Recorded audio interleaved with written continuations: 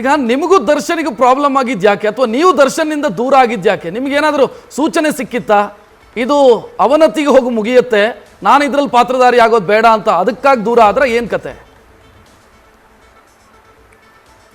Sir ನನ್ನ ಅವರ ದೂರ ಮಾಡಿದ್ರು ಅಷ್ಟೇ. ನೋಡಪ್ಪ ನಿನ್ಗೆ ಒಳ್ಳೆ ಭವಿಷ್ಯ ಇದೆ, ನಮ್ಮ ಜೊತೆಲಿ ಸೇರಿ ಹಾಳಾಗಬೇಡ ಅಂತ ಅವರೇ ಹೊರಗಡೆ ಕಳಿಸೋರು ಸರ್. ಅಂದರೆ ನೀವು ಅಡ್ಡಿ ಆಗ್ತೀರಿ ಅಂತ ಹೆಂಗೆ ಅರ್ಥ ಆಗಲಿಲ್ಲ ನನಗೆ ಸರ್. ಹಂಗಂದ್ರೆ ಅದರ ಅರ್ಥ ಏನು ಅಂದರೆ ನಾವುಗಳು ಕೂತ್ಕೊಂಡು ಸಾಯಂಕಾಲದ ಮೇಲೆ ಟೇಬಲಲ್ಲಿ ಕೂತ್ಕೊಂಡು ಗ್ಲಾಸ್ ಹಿಡಿತಾ ಇರಲಿಲ್ವಲ್ಲ ಸರ್, ಅದೊಂದು.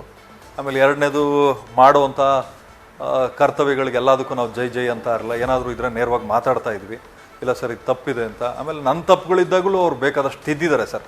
ನಾನು ಸುಳ್ಳು ಹೇಳಬಾರ್ದು ಆ ವಿಚಾರದಲ್ಲಿ. ಎಷ್ಟೋ ಸಲ ನಾನು ಸ್ವಲ್ಪ ಮಾರಲಿ ಡೌನ್ ಇದ್ದಾಗೂ ನನಗೆ ಮಾರಲಿ ಸಪೋರ್ಟ್ ಮಾಡಿದ್ದಾರೆ. ಮತ್ತು ಎಷ್ಟೋ ಸಲ ಸಿನಿಮಾ ಪ್ರೊಡಕ್ಷನ್ ಮಾಡ್ಬೇಕಾದ್ರೆ ಅವ್ರು ನಾನು ದುಡ್ಡು ಕೊಡ್ತೀನಿ ಅಂತ ಮಾತು ಕೊಟ್ಟಿರ್ತಾ ಇದ್ದೆ. ಸರಿ ಇನ್ನೊಂದು ವಾರ ಮುಂದಕ್ಕೆ ಕೊಡ್ತೀನಿ ಅಂದಾಗಲೂ ನನಗೆ ಆಯ್ತು ನಿರ್ಮಾಪಕರೇ ಮಾಡಿ, ಯಾಕಂದರೆ ಈ ಥರ ಸಿನಿಮಾ ನನ್ನ ಇದರಲ್ಲೇ ಕೆರಿಯರಲ್ಲೇ ನೋಡಿಲ್ಲ ನಾನು. ಭಾಳ ಖರ್ಚು ಮಾಡ್ತಾಯಿದ್ದೀರಿ, ಮಾಡಿ ಬರೋವರಲ್ಲ ಬರೋ ತಿಂಗಳೇ ಮಾಡಿ ಅಂತೇಳಿ ಎಲ್ಲ ರೀತಿಯೂ ಸಹಾಯ ಮಾಡಿದ್ದಾರೆ. ಅದನ್ನು ನಾನು ಮರಿಬಾರ್ದು. ಇವಾಗ ಏನೋ ಮನುಷ್ಯ ಕಷ್ಟದಲ್ಲಿದ್ದಾನೆ ಅಂತೇಳಿ ನಾನು ಬರೀ ಕೆಟ್ಟದ್ದನ್ನು ಮಾತಾಡೋದ್ರೆ ತಪ್ಪಾಗ್ತದೆ. ಯಾಕಂದ್ರೆ ನಾವೆಲ್ಲ ಹೊಟ್ಟೆಗೆ ಅನ್ನ ತಿಂತೀವಿ, ಅದೇ ರೀತಿ ಜವಾಬ್ದಾರಿಯುತವಾಗಿ ನಾವು ನಡ್ಕೋತೀವಿ ಸರ್.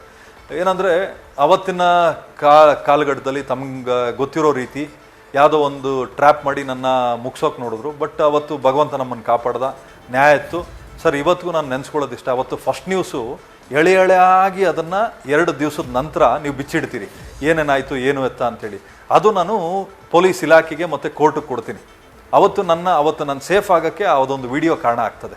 ಅಂದರೆ ಪ್ರಮುಖವಾಗಿ ನನ್ನ ಅಪರಾಧಿ ಅಲ್ಲ ಅದೊಂದು ವಿಚಾರವಾಗಿ ಅನ್ನೋದಕ್ಕೆ ಫಸ್ಟ್ ನ್ಯೂಸ್ದು ಅದೊಂದು ವಿಡಿಯೋ ಏನಿದೆಯಲ್ಲ ಅದನ್ನು ನಾನು ಪೊಲೀಸ್ ಇಲಾಖೆಗೆ ಕೊಡ್ತೀನಿ. ಅದು ನನಗೆ ಮೇಜರ್ ಡಾಕ್ಯುಮೆಂಟ್ ಆಗ್ತದೆ ನಾನು ತಪ್ಪು ಮಾಡಿಲ್ಲ ಅನ್ನೋದಕ್ಕೆ ಸರ್. ನ್ಯೂಸ್ ಫಸ್ಟ್ ನಿರ್ಭೀತಿಯಿಂದ ನಿಮ್ಮ ಪರವಾಗಿ.